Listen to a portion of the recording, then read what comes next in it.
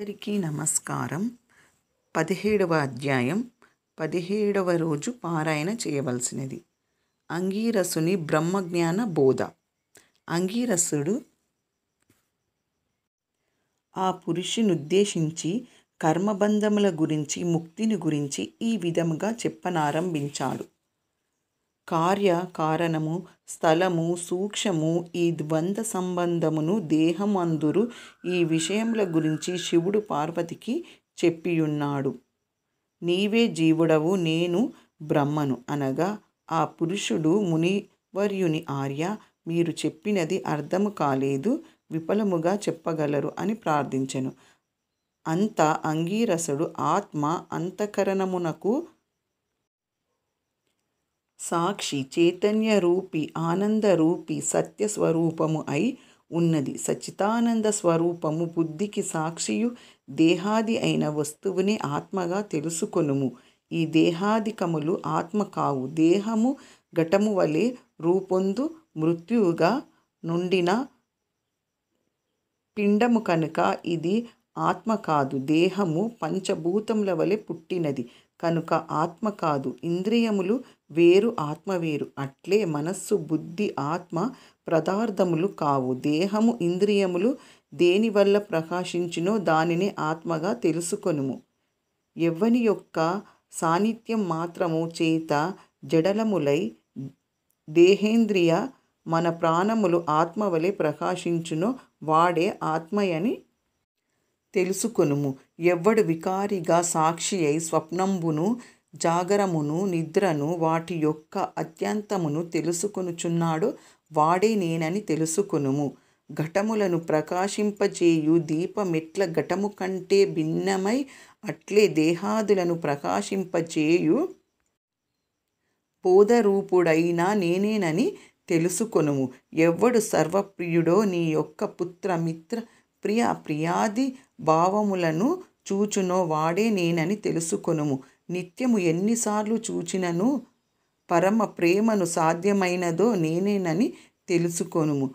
సాక్షియు బోధరూపుడగు వాడే నేనేనని ఎరుగుము. సాక్షిత్వము, జ్ఞాన రూపత్వమును అవికార్యగుటచే ఆత్మకే కలవు.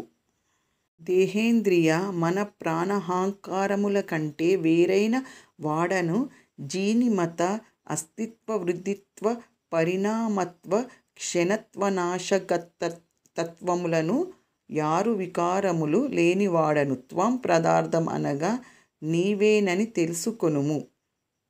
త్వం పదార్థమును ఇట్లా తెలుసుకొని ఆ కారణము వలన వ్యాపించే స్వభావము చేత సాక్షిముఖంగా తచ్చబార్థమును తెలుసుకొనవలయను.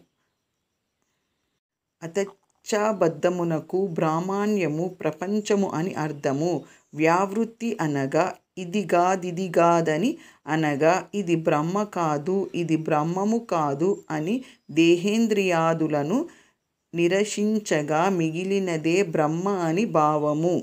సాక్షిదితిముఖమునకు సత్యం, జ్ఞానమనంతం, బ్రహ్మ అను వాక్యములు అనగా జ్ఞానమనే అనంతమైన బ్రహ్మ స్వరూపము, సత్వస్వరూపము, దృష్టిగోచారము కానిది. ఇది తపస్సుకు అవలివైపున ఉన్నదనియు, అనుమాననందు రూపమనియు, సత్య ప్రజ్ఞాది లక్ష్యయుతమనియు, పరిపూర్ణమనియు చెప్పబడును. వేదముల చేత ఎవ్వడు సర్వజ్ఞుడనియు, వీరేశుడనియు, సంపూర్ణ శక్తివంతుడనియు చెప్పబడుచున్నాడో వాడే నేనని తెలుసుకో.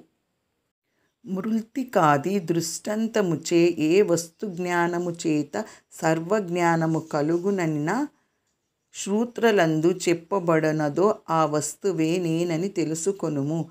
నేననునదియు బ్రహ్మయనుదియు యథార్థములే.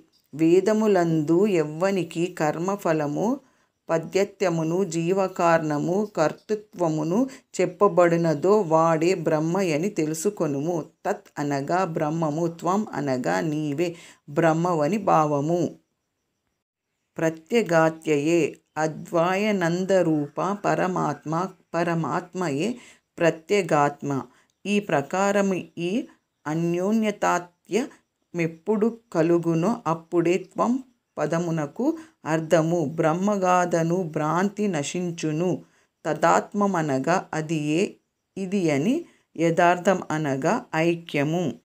తత్మసి అనగా తత్వం అసి అని. ఈ వాక్యమునకు తదాత్మము చెప్పవలెను. అప్పుడు వ్యాకర్ధములైన కించిత్వ సర్వజ్ఞత్వ విశిష్టులైన జీవేశ్వరులను వదిలి లక్షార్థములైన ఆత్మలచే గ్రహించిన ఎడల తదాత్మము సిద్ధించును.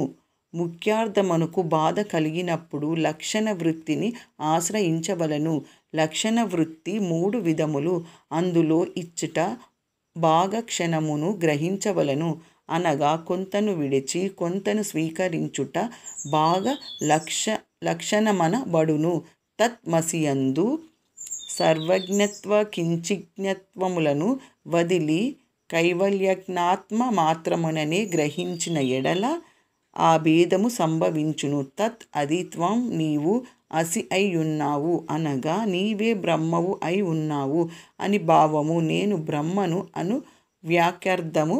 బోధ స్థిరపడ వరకు శమదమాది సాధన సంపన్నుడై శ్రవణమానాదులను నాచరించవలెను. ఎప్పుడు శత్రువులనను గురు కటాక్షముల చేతను తదాత్మబోధ స్థిరపడునో అప్పుడు సంసారములము నంతయు నశింపజేయును. కొంతకాలము మాత్రము పరబద్ధ కర్మననుభవించును. ఆ పరబద్ధ క్షయమందు పునరావృత్తి రహితమైన మోక్షపదముద్ది నిరతిశయానందముతో నుండును.